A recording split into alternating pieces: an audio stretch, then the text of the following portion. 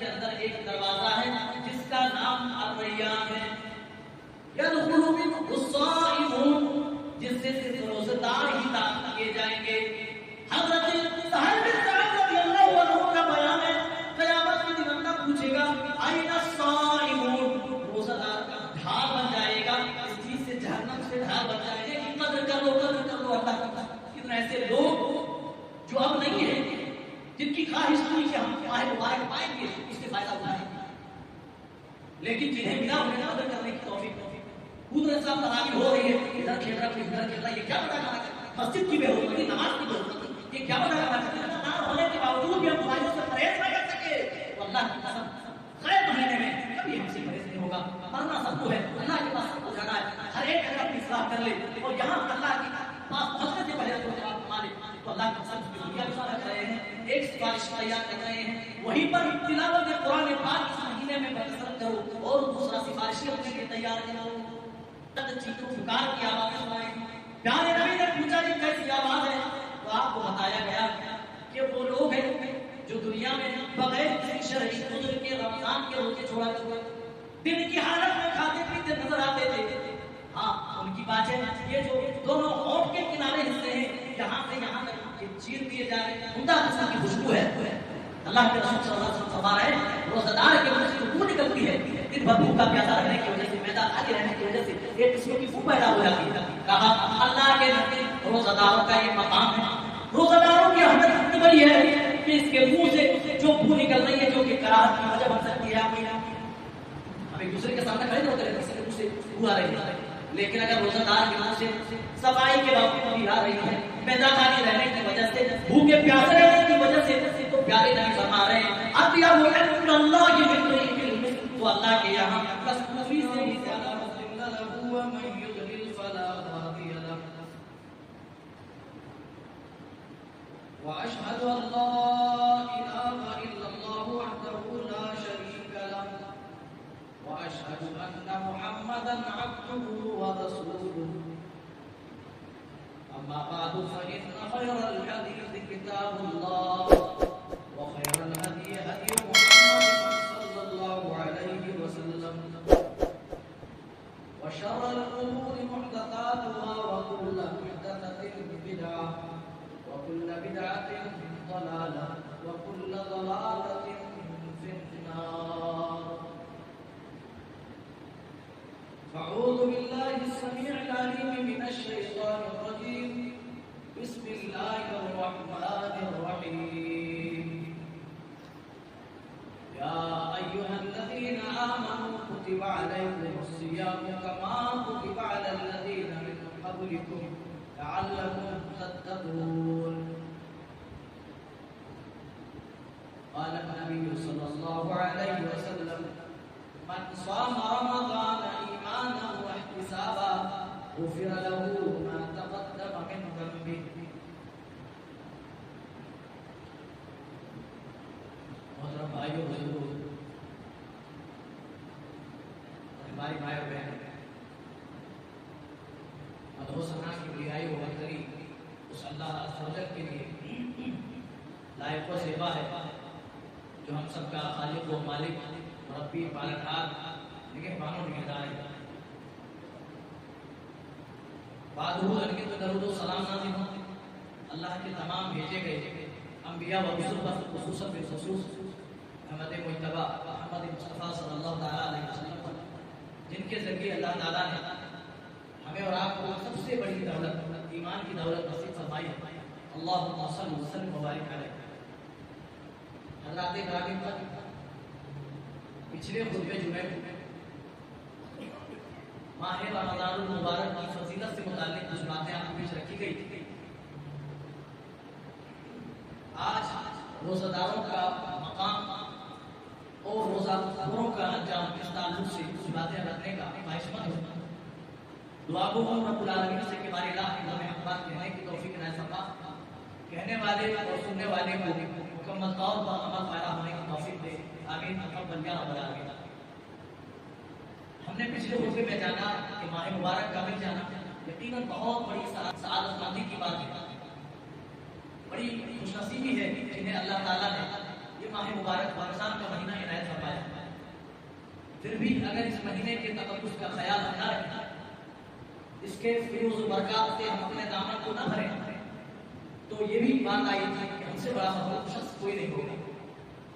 جنت کے سارے دروازے کھول دیے جاتے ہیں، جہنم کے سارے دروازے بند کر دیے جاتے ہیں، جنت کا کوئی بھی دروازہ پورا رمضان بند نہیں کیا جاتا، اسی طرح جہنم کا کوئی بھی دروازہ کھولا نہیں جاتا۔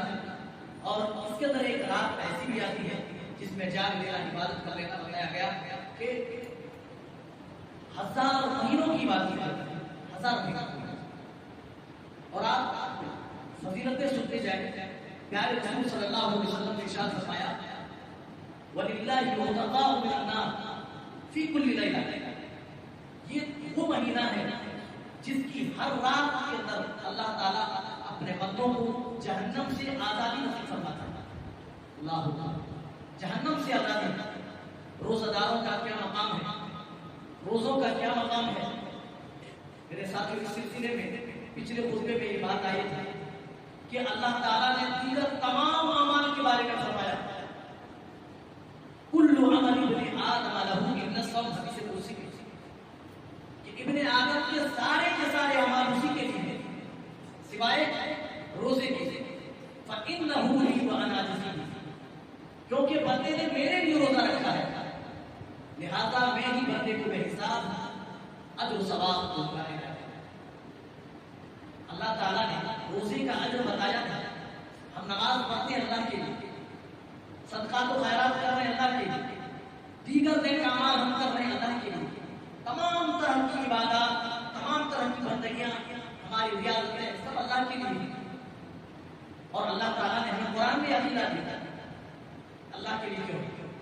قل ان صلاتی، آپ کہہ دیجیے بے شک میری نماز، ونسکی اور میری قربانی، ومحیایا اور میرا جینا، ومماتی اور میرا مرنا، للہ رب العالمین، یہ تمام چیزیں صرف اللہ رب العالمین کے لیے ہیں، اس میں کسی طرح کا کسی ساجی و شریک بنانا چاہتے ہیں، تمام عبادت ہم صرف اللہ کے لیے کریں۔ لیکن اللہ نے حدیث قدسی میں روزے کو صرف اپنے لیے خاص کیا، فَإِنَّهُ لِي وَأَنَا أَجْزِي بِهِ، کیونکہ بندے نے روزہ میرے لیے رکھا ہے، لہذا اپنے بندوں کو میں ہی اجر سے مالا مال کروں گا۔ یہ بھی بات آئی کہ کتنا اجر دے گا، اللہ نے بتایا بے حساب رزق دے گا۔ اسی لیے روزہ داروں کے لیے اس مہینے میں پیارے نبی فرماتے ہیں 2 خوشیوں کی گھڑیاں میسر ہوتی ہیں۔ پہلی گھڑی اذا افطر فرح، جب وہ افطار کے لیے بیٹھتا ہے تو وہ خوش ہوتا ہے، وَإِذَا لَقِيَ رَبَّهُ فَرِحَ بِصَوْمِهِ، اور دوسری خوشی اسے تب ملے گی جب وہ اللہ کے پاس ملاقات کے لیے جائے گا۔ جب ہم سب اللہ کی بارگاہ میں جمع ہوں گے، وہ روزے کا بے حساب اجر و ثواب دیکھ کر کے بہت زیادہ خوش ہوگا۔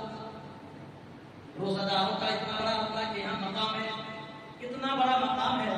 سہل بن سعد رضی اللہ تعالیٰ عنہ بیان فرماتے، حدیث متفق علیہ ہے، بیان فرماتے کہ قیامت کے دن اللہ تعالیٰ روزہ داروں کو جنت میں داخل کرنے کے لیے ایک خصوصی گیٹ کا انتظام فرمائے گا،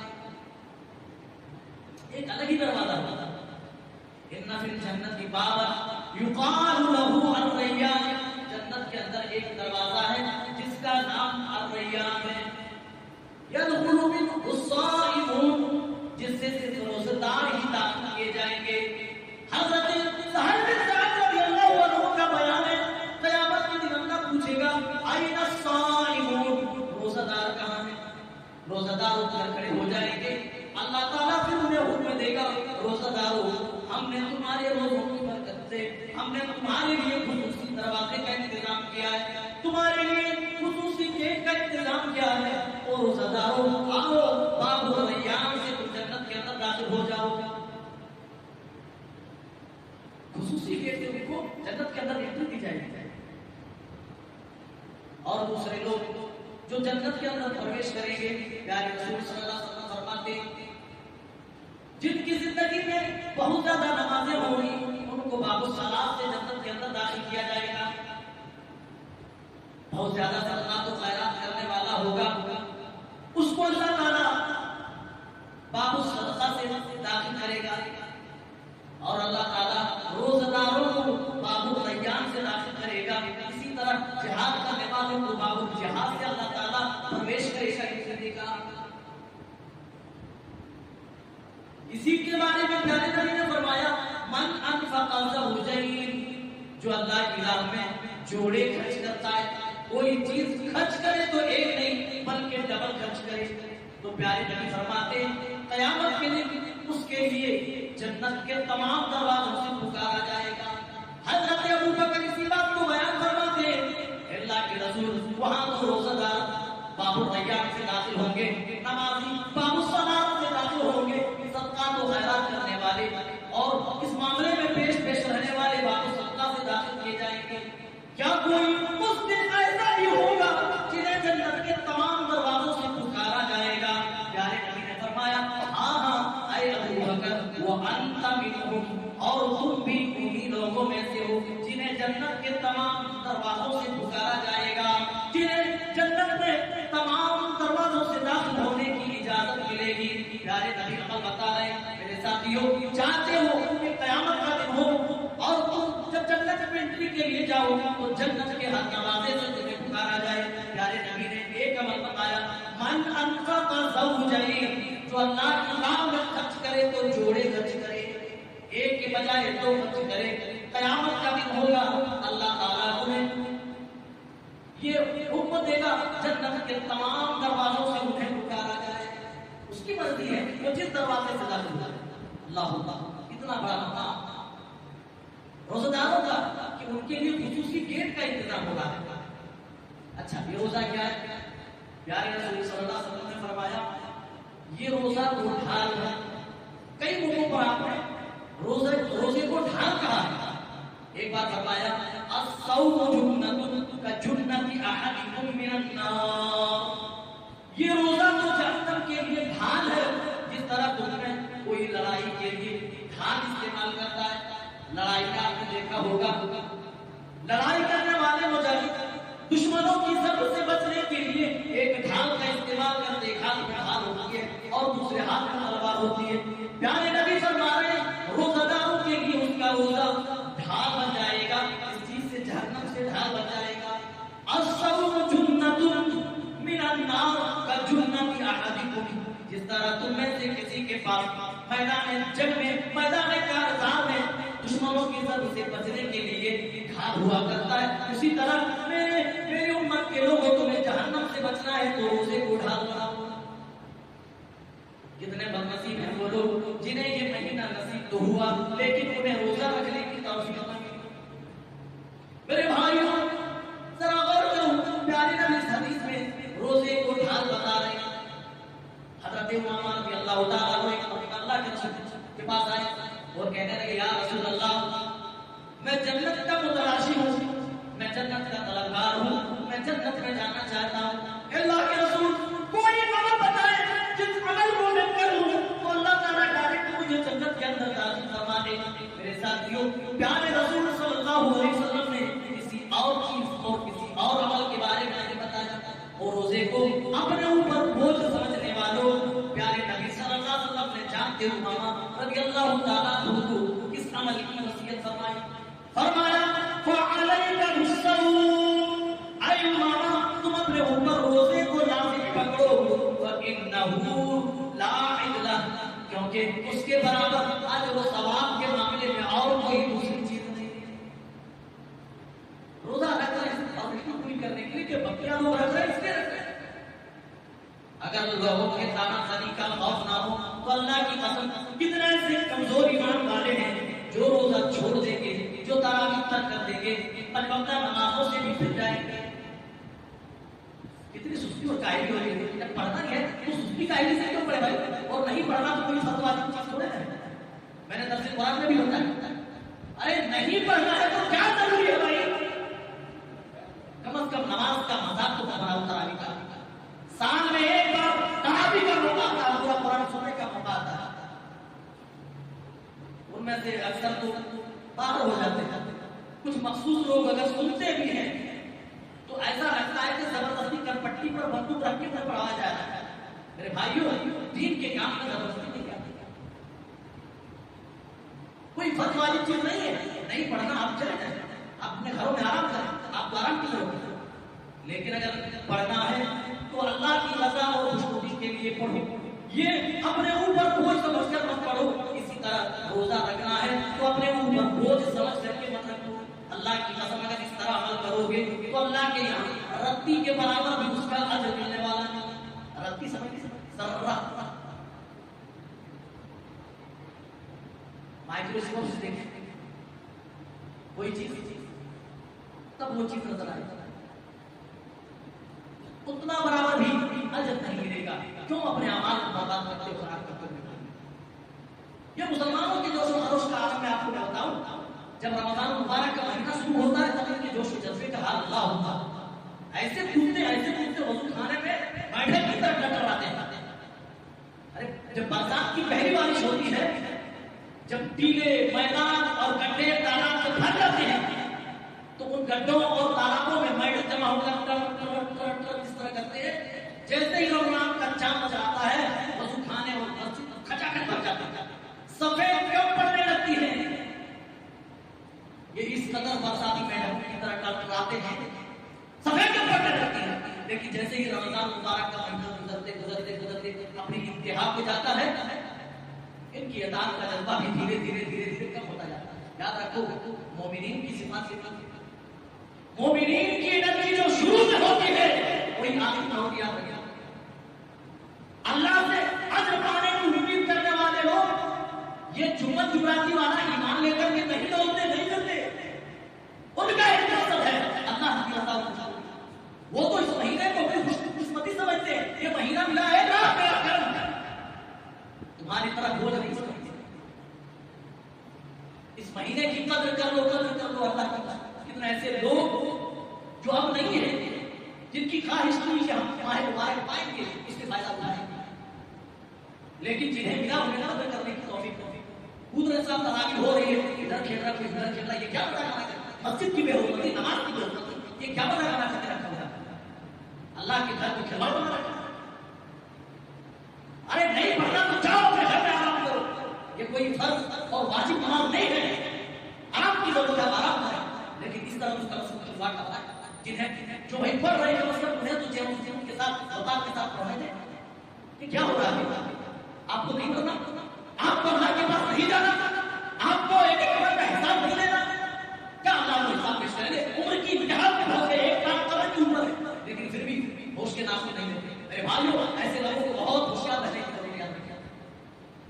بات کو سمجھ جائے گی, بات کریں. چلیے والصوم جنۃ وَإِذَا كَانَ يَوْمُ صَوْمِ أَحَدِكُمْ فَلَا يَرْفُثْ. فرمایا روزہ ڈھال ہے. کیا فرمایا؟ روزہ ڈھال ہے. بس تم میں سے جو کوئی روزے کی حالت میں رہے فَلَا يَرْفُث, تو وہ لغویات نہ بکے, زبان سے لایانی چیزیں نہ نکالے اور کسی سے لڑائی جھگڑا بھی نہ کرے. جب وہ روزے سے رہے تو زبان سے کوئی خراب بات نہ نکالے, کسی سے لڑائی جھگڑا بھی نہ کرے. اگر اس سے کوئی لڑائی جھگڑا کرے تو اس کو حکم دیا جا رہا ہے وہ کہہ دے انی صائم, میں تو روزے سے ہوں, میں تو روزہ دار ہوں. یعنی پیارے نبی کہہ رہے ہیں روزہ دار کا کام لایانی چیزیں بکنا نہیں ہوتا, روزہ دار کا کام لڑائی جھگڑے کرنا نہیں ہوتا ہے. ہمارے جھگڑے تو کبھی تو کرنا ہوتا ہے کہ سود پھوٹ دیا جائے, قیامت آ جاتا ہے. میرے بھائیوں, اس مہینے کو غنیمت جان لو, دنوں کے اندر سے ضرورت نکالو, بھائی بھائی بن جاؤ, ایک ہو جاؤ, اللہ کے دین کے لیے سب بسب کھڑے ہو کر کے کام کرو.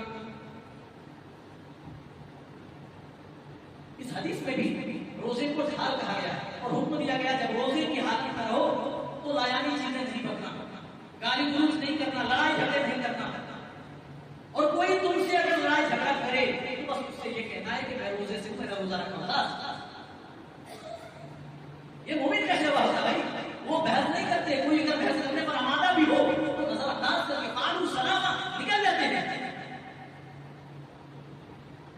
پیارے رسول صلی اللہ علیہ وسلم نے فرمایا من یدع قول الزور والعمل به, جو کوئی روزہ رکھنے کے باوجود بھی جھوٹ سے پرہیز نہ کرے اور لایانی چیزوں پر عمل کرنے سے پرہیز نہ کرے, فلیس للہ حاجۃ, تو ایسے لوگوں کو اللہ کے یہاں حاجت نہیں ہے ان یدع طعامہ و شرابہ، اللہ کو ایسے لوگوں کی ضرورت نہیں ہے کہ وہ اپنا کھانا پینا ترک کر دے، وہ اپنا کھانا پینا چھوڑ دے۔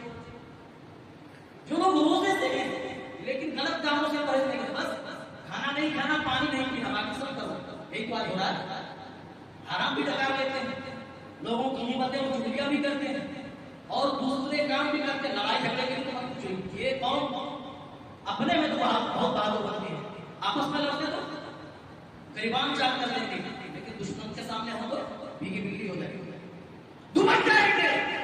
جب آپس میں ہوتے مومن تو ایک مومن دوسرے مومن کے لیے نرم ہوتا ہے، لیکن رز میں حق واقع ہو تو فولاد ہے، باطل کے سامنے مومن مضبوط ہوتا رہتا ہے۔ اپنے آپ میں اصلاح کی ضرورت ہے۔ اگر اس مہینے میں بھی اپنی اصلاح نہ کر سکے، روزہ دار ہونے کے باوجود بھی ہم برائیوں سے پرہیز نہ کر سکے، تو اللہ کی قسم غیر مہینے میں کبھی ہم سے پرہیز نہیں ہوگا۔ مرنا سب کو ہے، اللہ کے پاس سب کو جانا ہے، ہر ایک اگر اپنی اصلاح کر لے اور یہاں پہ اللہ کے پاس پہنچنے سے پہلے اپنے جواب کما لے تو اللہ کی قسم اس کی دنیا بھی سدھر جائے گی اور آخرت میں بھی وہ شخص کا کامنا ہو جائے گا، وہاں بھی نجات پائے گا۔ چلیے بات آگے بڑھے۔ پیارے نبی صلی اللہ علیہ وسلم فرما رہے ہیں الصيام والقرآن يشفعان للعبد يوم القيامة، قیامت کے دن روزہ اور قرآن آدمی کے لیے سفارش کر لے آئے گا۔ میرے ساتھیوں، یہ روزہ کوئی چھوٹا عمل نہیں ہے، یہ ایسا عمل ہے کہ قیامت کے دن جب کوئی کسی کی سفارش کو تیار نہ ہوگا، یوم یفر المرء من اخیہ وامہ وابیہ، جہاں آدمی اپنی ماں سے، اپنے باپ سے، اپنے بھائی سے، اپنے اہل و اقارب سے، اپنے دوست و احباب سے بھاگ رہا ہوگا، کوئی کسی کے بارے میں جتنے کا سوچے گا، کوئی کسی کا دوستان حال نہ ہوگا۔ ایسی گھڑی میں پیارے نبی فرما رہے ہیں الصیام والقرآن یشفعان للعبد یوم القیامہ، یہ روزے اور یہ قرآن کی تلاوت قیامت کے دن بندے کی سفارش کے لیے آئے گا۔ اور روزہ کہے گا اللہ یہ بندہ ہے، یہ تو تیرا بندہ ہے، اللہ میں نے اس کو تیری رضا اور خوشنودی کے لیے بھوکا پیاسا رکھا تھا، اللہ تیری رضا پانے کی طلب میں، تیری خوشنودی پانے کی طلب میں اس نے کھانا پانی ترک کر دیا تھا، اللہ حرام تو چھوڑو، تیرا حکم آ جانے کے بعد اس نے تو حلال چیزیں بھی چھوڑ دی تھی، اللہ اس کے گناہوں کو درگزر کر دے، اللہ نے اس کو معاف کر دے، اس کو جنت میں داخل کر دے۔ میرے ساتھیوں، اسی طرح قرآن آئے گا اور کہے گا اے میرے پروردگار یہ تیری کتاب کی دنیا میں تلاوت کیا کرتا تھا، رمضان کا مہینہ آیا تو یہ تلاوت کی ہونے کی، اللہ اس کو تو بخش دے، اس کے گناہوں کو درگزر کر دے۔ جب پوری دنیا کے لوگ سو جایا کرتے تھے، جب لوگ لہو لعب میں مشغول رہا کرتے تھے، یہ تو وہ نوجوان ہے جو تیری کتاب کی تلاوت کیا کرتا تھا۔ قرآن کی سفارش سے بھی اللہ تعالیٰ جتنوں کی چاہے گا اللہ تعالیٰ مغفرت فرما دے گا۔ میرے ساتھیوں، روزہ وہ عمل ہے جس کے ذریعے سے اللہ کے یہاں ہمیں سفارش حاصل ہوگی، روزہ سفارش کرے گا اور قرآن کی تلاوت، یہ دونوں چیزیں اللہ کے یہاں سفارش کرنے والی ہیں۔ اسی لیے میرے بھائیوں، جہاں آپ روزہ رکھ رہے ہیں، ایک سفارش تیار کر رہے ہیں، وہیں پر تلاوت قرآن پاک اس مہینے میں مختصر کرو اور دوسرا سفارشی اپنے لیے تیار کرو۔ جو لوگ یہ مہینہ پانے کے بعد بھی روزہ نہ رکھیں، بغیر کسی شرعی عذر کے روزہ چھوڑ دیں، تو حدیث میں آتا ہے کہ اگر وہ پوری زندگی بھی روزہ رکھتا رہے تو ایک دن کا جو رمضان کا روزہ ہوتا ہے اس کی بھی بھرپائی نہ کر پائے گا۔ جس نے بغیر کسی شرعی عذر کے ایک روزہ چھوڑا، پوری زندگی بھی بقیہ مہینوں میں روزہ رکھتا رہے، اس فرض روزے کی وہ پورتی نہیں کر سکتا ہے۔ حضرت امامہ بیان فرماتے ہیں پیارے نبی صلی اللہ علیہ وسلم نے ارشاد فرمایا کہ میں سویا ہوا تھا، حضرت جبرائیل آئے انسانی شکل میں اور مجھے اٹھایا کہ آپ اٹھیے، مجھے اٹھا کر ایک سخت چڑھاؤ والے پہاڑ کے اوپر لے کر کے گئے اور مجھے کہا گیا کہ اس پر چڑھیے۔ میں نے کہا کہ میں اس پر چڑھنے کی طاقت نہیں رکھتا، کہا ہم آپ کو مدد کر دیں گے، چڑھنے میں تھوڑی سہایتا کریں گے، آپ اس پہاڑ پر چڑھیں۔ پیارے نبی فرماتے ہیں جب میں نے زبردست چڑھاؤ والے پہاڑ کو شروع کیا، جب اس پہاڑ پر میں چڑھ رہا ہوں تو میں نے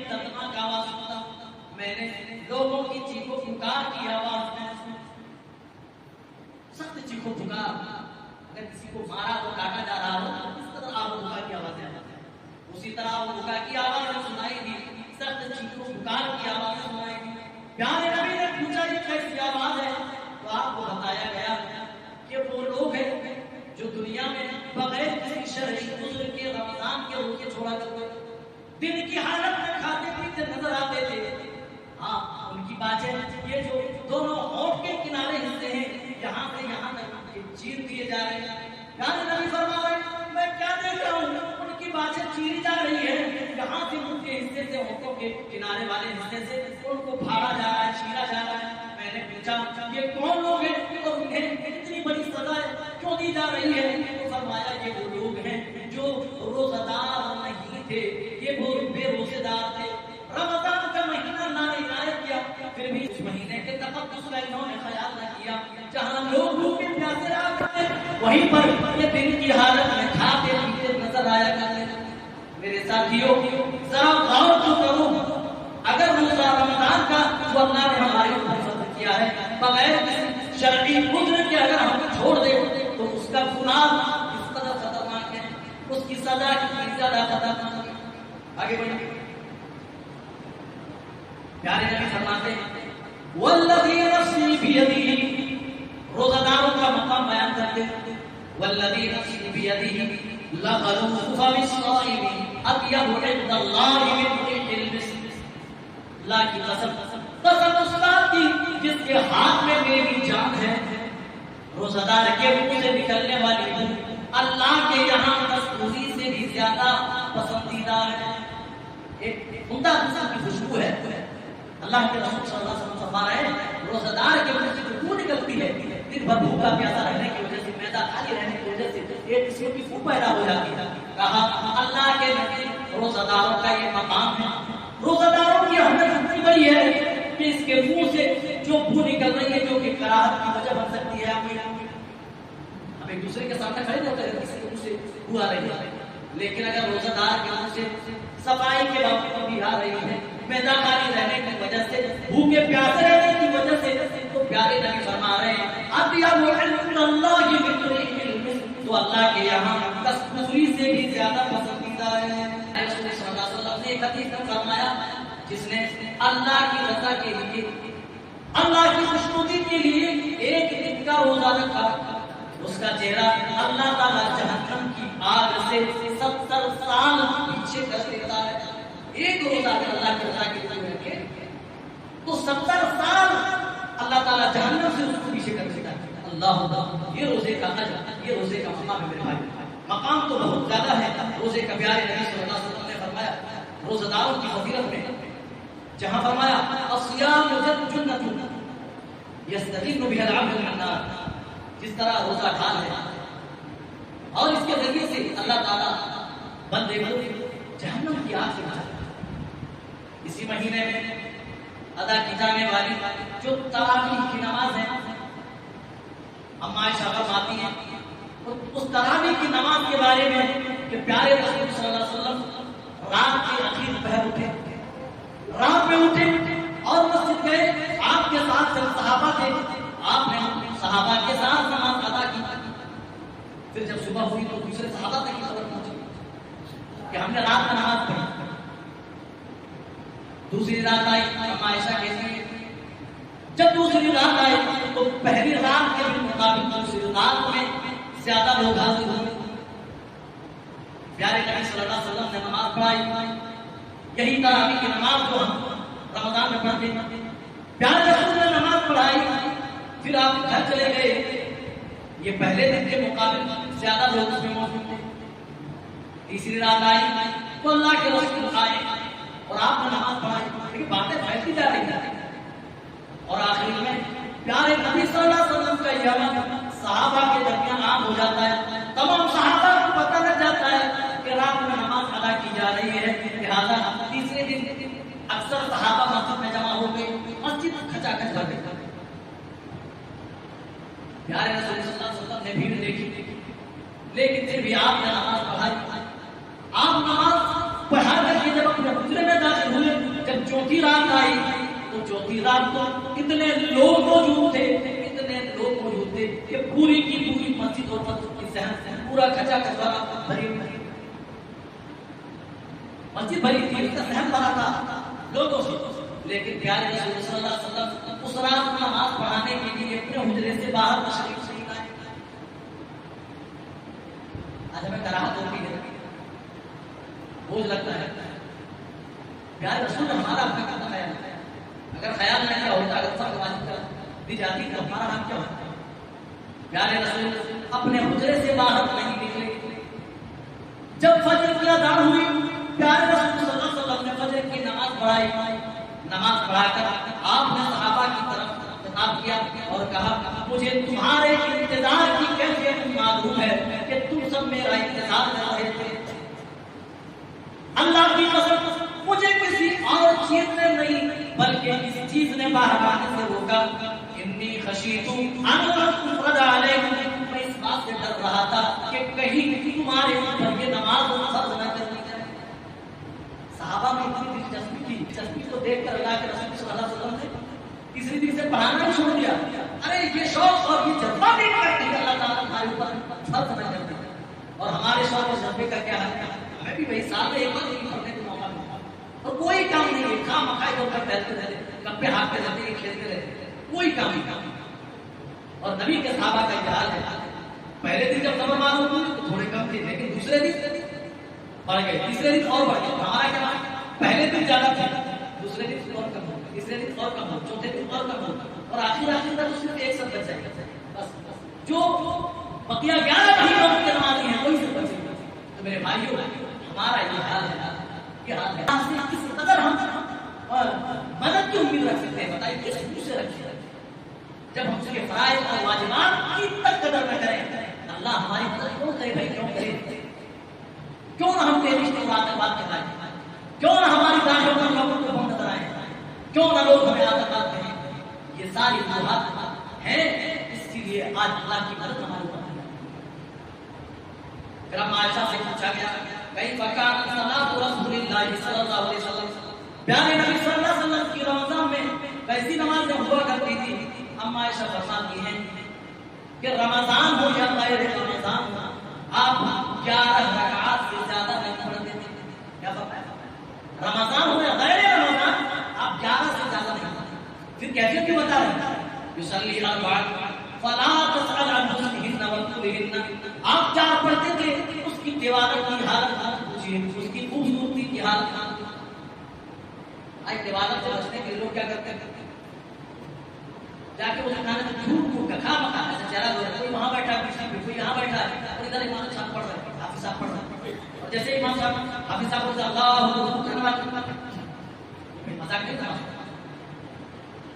اور کہتے ہیں پیارے نبی جب نماز ادا کرتے تھے تو اتنا دور ہوتا تھا، اتنا مطلب دور قیام کا ذکر آئے گا اس کے ساتھ۔ ثم يصلي اربعا، پھر آپ 4 پڑھتے تھے، فلا تسأل عن حسنهن وطولهن، پھر اس کی خوبصورتی، اس کی تلاوت کے بارے میں، لمبائی کے بارے میں۔ عائشہ کہتی ہے میں نے پوچھا اتنام قبل ان تقدر، اللہ کے رسول کیا آپ بھی لوگ پڑھے بغیر سو جاتے ہیں؟ آپ نے کیا جواب دیا؟ ان عینی تنامان ولا ینام قلبی، اے عائشہ میری آنکھیں سوتی ہیں لیکن دل جاگتا رہتا ہے۔ اسی لیے انبیاء کے جو خواب ہوتے ہیں وہ خواب نہیں ہوتے، وحی الہی ہوا کرتے ہیں، کیونکہ انبیاء کی آنکھیں تو سوتی ہیں لیکن دل جاگتا رہتا ہے۔ اللہ اچھا، ایک بھی کہا جاتا ہے کہ نہیں 11 کے بجائے 20 سنت سے ثابت ہے، اور حضرتوں کہ عمر فاروق رضی اللہ تعالیٰ عنہ کا نام لیا جاتا ہے، عمر فاروق رضی اللہ تعالیٰ عنہ نے 20 کا حکم۔ میرے ساتھیوں موطا امام مالک اس کے جسٹ نیچے یہ 20 والی صحیح روایت موجود ہے، جہاں سے ہمارے دوسرے بھائی غریب پکڑے، اس کے اوپر والی روایت اللہ اس کے اوپر والی روایت حضرت عمر کے عمل سے متعلق ہے۔ ہمارا عمر بن خطاب رضی اللہ تعالیٰ عنہ، حضرت عمر بن خطاب رضی اللہ تعالیٰ عنہ نے حکم دیا تھا کہ ابی بن کعب و تمیم بن داری ان یحکم للناس، کہ وہ لوگوں کو تراویح کی نماز پڑھائیں۔ ابی بن کعب اور تمیم داری رضی اللہ عنہ حکم دیا تھا کہ وہ لوگوں کو تراویح کی نماز پڑھائیں۔ کتنی؟ 11 رکعت، 11 رکعت پڑھائیں۔ ہمارا عمر بن خطاب رضی اللہ تعالیٰ عنہ ابی بن کعب و تمیم بن داری ان یحکم للناس ب11 رکعت، 11 رکعت میں لوگوں کو نماز پڑھائیں۔ ابی بن کعب کو بھی اور تمیم داری کی اللہ کے سونے ہوتی ہے. اچھا کہتے ہیں جب نماز ہوا کرتی تھی، جب یہ لوگ نماز پڑھا کرتے تھے تو کہتے ہیں کہ وہ لاٹھیوں کا سہارا دیا کرتے تھے. اتنی زیادہ نماز میں تلاوت ہوتی تھی اور وہ گھروں کو نہیں لوٹ لیتے مگر الا فی شروع الفجر ای یقوم للناس ب11 رکعۃ. لیکن 11 رکعت پڑھتے تھے، اتنا لمبا قیام ہوتا تھا، اتنی لمبی قرت ہوتی تھی. کہتے ہیں کہ طول قیام کی وجہ سے ہم لاٹھیوں کا سہارا لیا کرتے تھے، لاٹھیوں کا سہارا لیتے تھے. ما نخرج الا فی طلوع الفجر، اور ہم نہیں نکلتے تھے نماز پڑھ جاتے تھے مگر فجر چمکنے والی ہوتی. اللہ اکبر. یہاں ابتدائے شام کو مسجد میں داخل ہوئے، فجر چمکنے والی ہوتی تھی، سحری کے وقت مسجد سے نکلتے تھے تراویح پڑھنے. آج 1 گھنٹے کی مشکل نماز ہوتی ہے، اتنا بوجھ سمجھتے میرے بھائیو. اگر یہی ہماری زندگی کا ہی نہیں رہی، اللہ کی رحمت اور اس کی برکھا نازل ہونے کے بعد بھی ہم نے اس کی کاہلی دکھائی تو میرے بھائی ہم سے بڑا کوئی نہیں ہوگا. بار بار یہ تفصیل بیان کر رہا ہوں اسی لیے کہ یہ کوئی مہینہ چھوٹا مہینہ نہیں ہے. اس میں عمل جو اللہ تعالیٰ بڑھاتا ہے، 1 کو 10، 10 کو 700 اور مزید اللہ تعالیٰ بڑھا کر پیش کرتا ہے. اس مہینے کی کیفیت، اس مہینے میں پیارے نبی صلی اللہ علیہ وسلم دیگر مہینوں کے مقابل نیکیوں میں اور زیادہ تیزی کرتے ہیں. صدقات و خیرات کے بارے میں آتا ہے کہ پیارے نبی صلی اللہ علیہ وسلم ایسا لگتا تھا اس طرح خرچ کرتے تھے، آپ کے پاس کیا دنیا تھی نہیں، لیکن جتنا کچھ بھی آتا تھا پیارے نبی کے بارے میں صحابہ بیان کرتے ہیں کہ جب رمضان کا مہینہ تھا صدقات و خیرات میں اس قدر آپ تیزی سے کام لیتے تھے جیسے تیز و تیز آندیاں چل رہی ہیں. اللہ اکبر. آپ اس قدر تیزی سے صدقات و خیرات کرتے تھے، یعنی ہر ایک عمل میں آپ سردار ہوتے تھے. کیوں؟ کیونکہ اس مہینے کی عظمت سے آپ باخبر تھے، اس مہینے کا مقام آپ جانتے تھے. جو لوگ جانے اور جو لوگ جانتے ہیں اللہ کے ساتھ کارے کرتے رہتے ہیں، وہ برائیوں سے اجتناب کرتے ہیں، وقت اجازت نہیں ہوتا. مزید بہت ساری باتیں ہیں اس مہینے سے متعلق. آج ہمارے جوش اس مہینے کا قدر نکل گیا کہ ہر بار یہ مہینہ آ رہا، یہ اللہ کی توفیق ہے کہ اللہ تمہیں بچانا چاہتا ہے اور تم ہو کہ اللہ کی صحبت کو ٹھکراتے ہو. میرے بھائیوں آپ کی چلا کے جانا سب کو ہے، مرنا سب کو ہے، کیوں ہم اس کو ناراض کرتے ہیں؟ کیوں نہ اس کے آفر کا فائدہ اٹھا کر اس کو ہم راضی کر لیں؟ کیوں نہ اس مہینے کو اپنے لیے باعث پسند ہے؟ کیوں نہ اس مہینے کو اپنے لیے باعث نجات سمجھیں اور اس میں پائی جانے والی تمام نیکیوں سے اپنے نام کو سمجھیں؟ انہی باتوں کو وراثت دیتا ہوں اس دعا کے ساتھ کہ اللہ تعالیٰ تمام کو اس مہینے کے تقدس کا خیال کریں. اس مہینے کی عظمت، اس کی فضیلت سے ہم سب کو آشنا فرما دے. اللہ جو خیر و برکات اس مہینے میں، اللہ کوئی ایک بھی گھڑی خیر و برکات اللہ ہم سے نہ پائے.